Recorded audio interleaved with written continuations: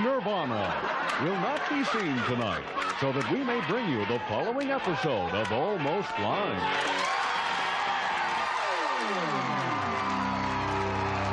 It's Almost Live with Tracy Conway, Bob Nelson, Bill Nye, Bill Stainton, Steve Wilson, and Ed Wyatt, and starring John Keister. And I'm your announcer. And now pull up a chair and take your shoes off and relax. Your eyes are starting to glaze over. You're beginning to drool. You're making loud snorting noises with your nose, and there's big lumps of rancid... Okay, we get the idea. I was just trying to set the mood. Yeah, good for you. I don't even know why I try Just something. move it along. And now, here he is. John.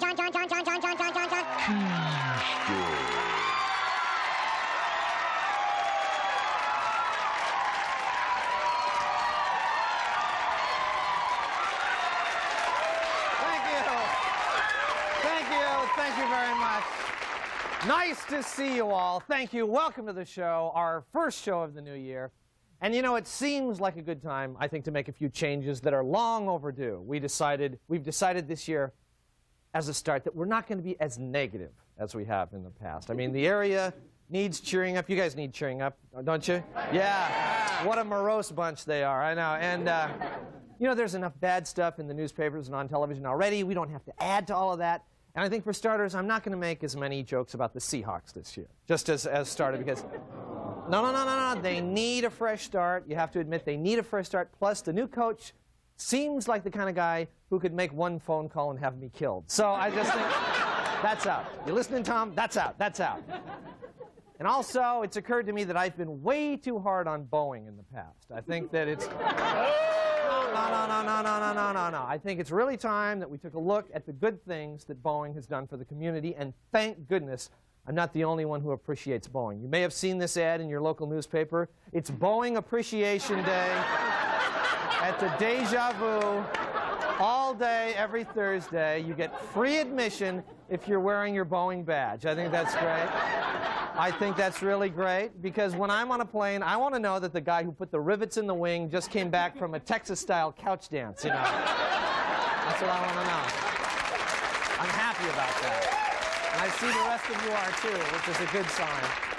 And you know, there's a lot of other things that we'd like to see gone with the new year. For example, just off the top of my head, it would be nice if Chicago didn't put out an album this year, if they had a moratorium. What are they up to? Chicago 87 or 88 or something? I don't know. And this year, I think that when you get a pickup truck, you can't raise it or lower it. You've got to keep it right at the level it was at when it came out of the factory. That, I think, is really good. There's a few other things that I think will no longer be acceptable in 1992. We've compiled a partial list that I'd like to share with you. For example, it will no longer be acceptable to have white guys shaving words in their hair. I think that's out. We don't want to see any more TV commercials where cats dance. I don't like that. Let's put an end to men whining and beating drums because their dads didn't play catch with them. Yeah. No more of that. Out. I'm also a little upset about not being able to purchase the garden weasel in stores. That's got to stop. Also, I'm sick of always having to watch our stuff in case some former child actor comes along and tries to steal it. That's out. This year, I'm sorry, not another Judd's farewell tour. No longer. Also, no longer acceptable girls whose bangs are taller than the width of their face. Are you listening, Linwood? Are you listening? And finally, I'm sick of over-leveraged sports team owners demanding that we pay money to watch Dave Valley bat. Now that's no longer acceptable. It's no longer acceptable. Of course, there were some other huge changes around the world towards the end of the year, and some of those have given us the opportunity to pick up some great bargains. Take a look at this message. Attention, world citizens. Hold onto your big furry hats. It's the sale you've been waiting for. Communism is going out of business, and we're passing the savings on to you. Say goodbye, Gorby, because the Soviet Union is closing its doors forever. And we've got prices so low, you'd swear they must be state subsidized. Get a load of these tiny Baltic nations. Buy Latvia and Estonia, get Lithuania free. This is the sale worth standing in line for. You want statues? We've got them. Rope them yourself and save a bundle. How about tanks? Hey, comrade, push, pull, or drag your trade into our border. We'll take anything that martial law will allow. Want a party with the original Communist Party animal? We've got Lenin himself. How's that for a conversation piece? Members of the working class, rise up and take advantage of these revolutionary savings. Barbed wire, 99 cents a bale. Bricks from the Berlin Wall, 2 for 1. And flags, flags, flags. Take it from Crazy Boris, we will bury you with bargains. Hey, we've lost our lease in Poland, Afghanistan, and Siberia. We must vacate immediately. The Kremlin is crumbling. It's the biggest liquidation sale since we killed that czar. It's the big communism going out of business sale, and everything must go. Okay, stay with us. We have got a great show, and we'll be right back.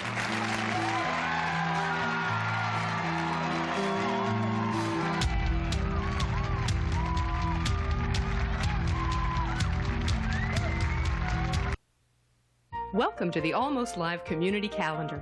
Here's what's happening in your community this week. In Ballard on Tuesday at the high school stadium, there's an auto workshop, tuning the 65 Valiant. This event is sold out. Also in Ballard on Thursday evening, a refresher course, what yellow on a stoplight means. And in Bothell on Monday, Speaker Gladys Weaver lectures on improving your bingo game through astrology.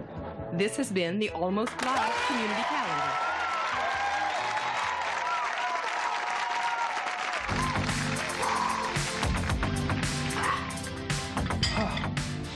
When I'm done working out, nothing refreshes me more than a delicious cola drink. Unfortunately, cola doesn't provide the long-lasting satisfaction you get from, say, a big wad of chewing tobacco.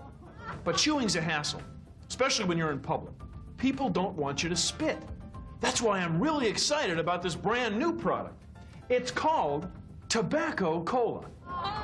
It's got just the right amount of refreshing cola and just enough leaf tobacco for long-lasting satisfaction. Tobacco Cola's special formula is easy to swallow, and it tastes great.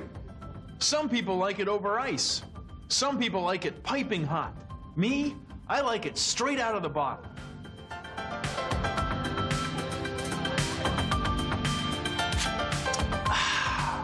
Tobacco Cola.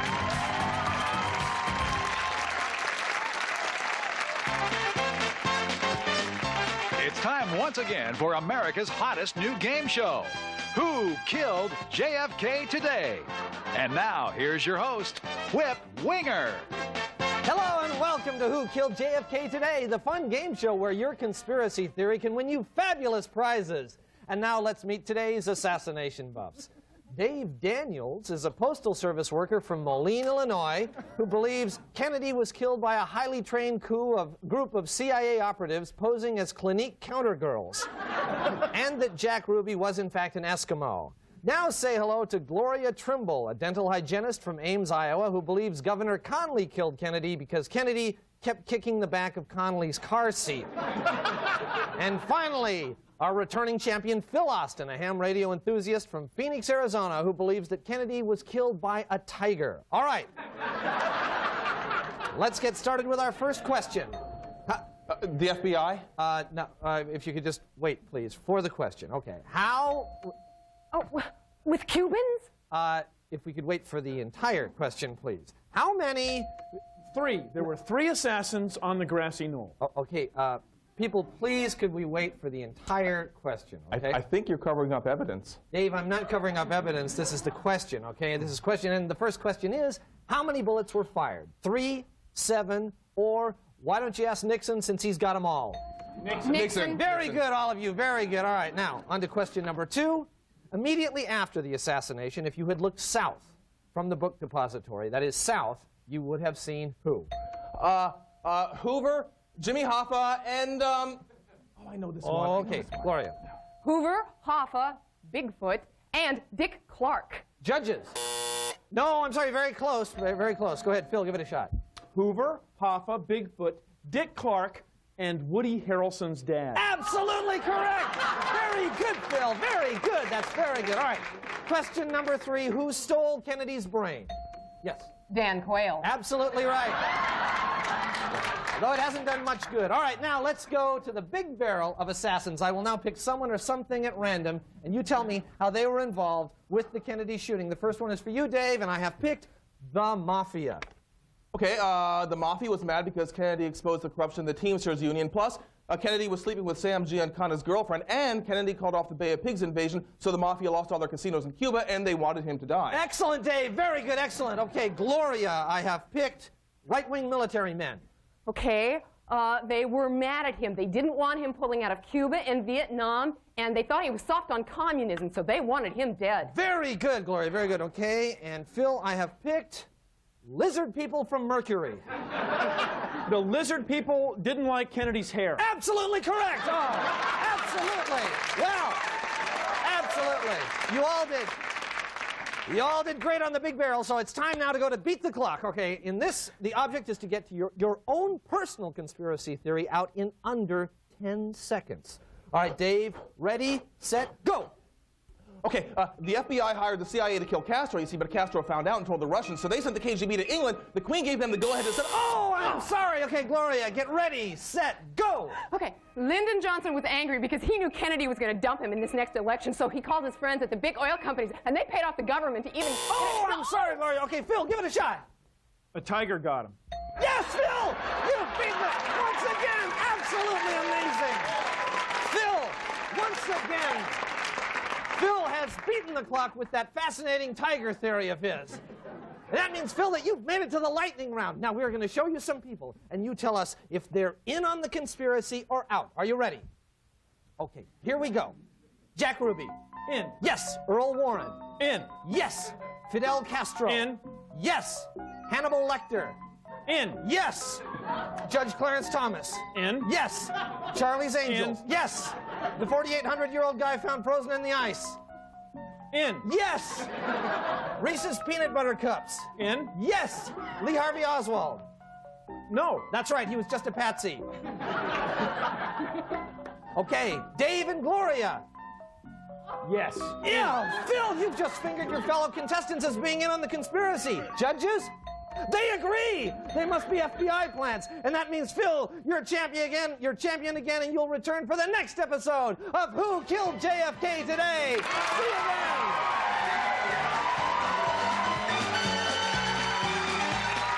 Who Killed JFK Today is an Oliver Stone production in association with Zapruder Films.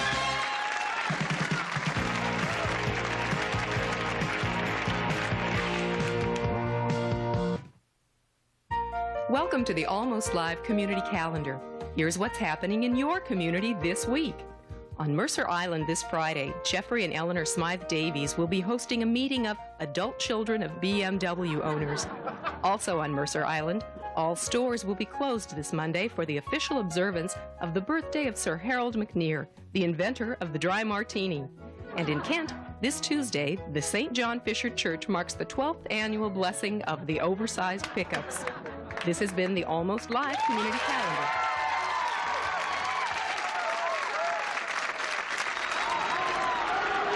You've just seen an awesome display of Frisbee firepower here in the first half by the Evergreen State College, who lead Reed College 10-4 at halftime. Good afternoon, ladies and gentlemen. I'm Wendell Crisp, back in our Sports Central studio. Before we begin our halftime activities, which include a marching band made up entirely of flute players and a tribute to America's most famous draft dodgers, let's take a look at the lovely campus of the Evergreen State College.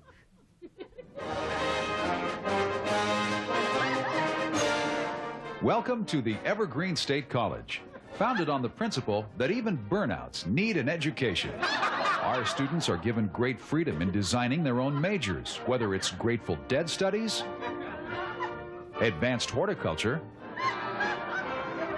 interpretive karma dancing, or outer space exploration. The student body is well regarded for its nonviolent, tolerant, and open-minded attitudes. Unless, of course, you wear leather and vote Republican. Inside the new Timothy Leary Science Center, our professors are on the cutting edge of research in such fields as Birkenstock stability technology and sleep research. As we enter the 1990s, Evergreen can list among its alumni artist Linda Berry, Simpsons creator Matt Groening, and 3/5 of all the people who hang out in the U District. The Evergreen State College, looking to the future with bloodshot eyes.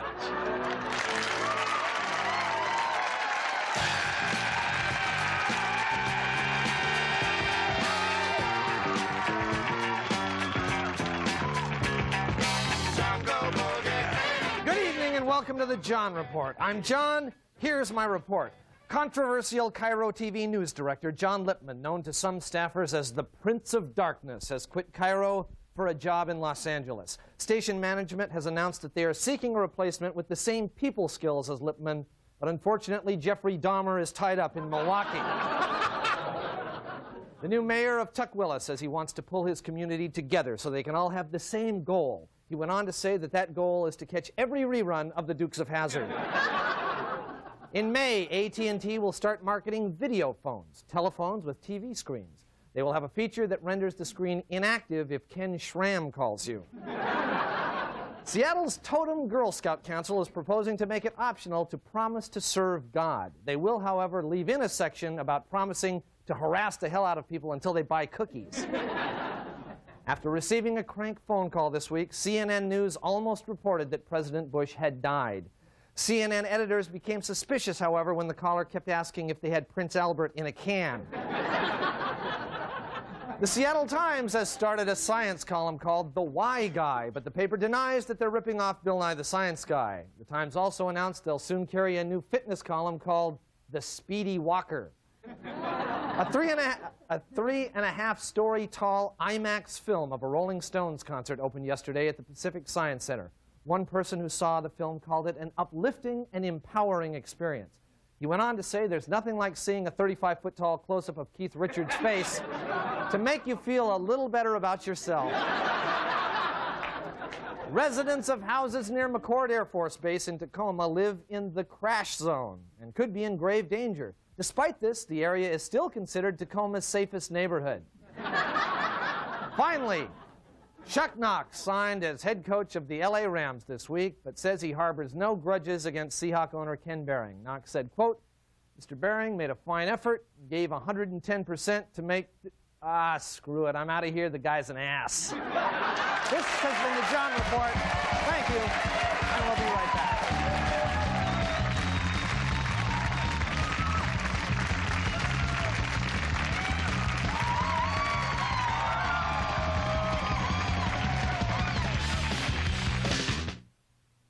Welcome to the Almost Live Community Calendar. Here's what's happening in your community this week. In Renton, this Friday and Saturday, the Renton Civic Theater presents their stage production of Ernest Goes to Camp. Also in Renton, this Wednesday is Boeing Appreciation Day down at Ed's House of Mud Flaps. And on Bainbridge Island, this Thursday is the weekly meeting of lesbian homemakers who write poetry. This has been the Almost Live Community Calendar. Hey guys, do you like to drive? Yeah. Do you like girls? You bet. How about pornographic magazines? Oh, yeah! If you said yes to all three, then come on down to the Jimmy Swaggart School of Driving. At the Swaggart School, we can teach you all about driving with a prostitute on your lap, driving with a porno magazine on the dashboard, or our advanced course, driving with a prostitute on your lap and a porno magazine on the dashboard. Plus, by enrolling in the Swaggart School now, you'll receive our Road Ranger XXX Emergency Kit, complete with clip-on Kleenex dispenser, the cover-up lap blanket in case a bus drives by, and a spare for the trunk. You'll also learn how to steer with your knees. While vinyl seats are tidier than sheepskin, position in the rearview mirror, and increasing your zipper reaction time. Now, our list of satisfied customers includes Rick James, Wilt Chamberlain, Pee Wee Herman, and Danny Bonaduce. Now, if you sign up this week, you'll receive a free Swaggart School bumper sticker. So come on down to the Jimmy Swaggart School of Driving and tell them Jimmy sent you. Well, that's just about all the time that we have, but please keep your television on because on Saturday Night Live coming up next is Seattle's own Nirvana is going to be on playing their hit. And that Northern Exposure guy. It's an all Seattle show. It's Seattle. We're taking over the world. And I'll see you next week. Bye-bye. Special consideration for Almost Live provided by Pizzeria Pagliacci, featuring traditional and gourmet pizza by the slice.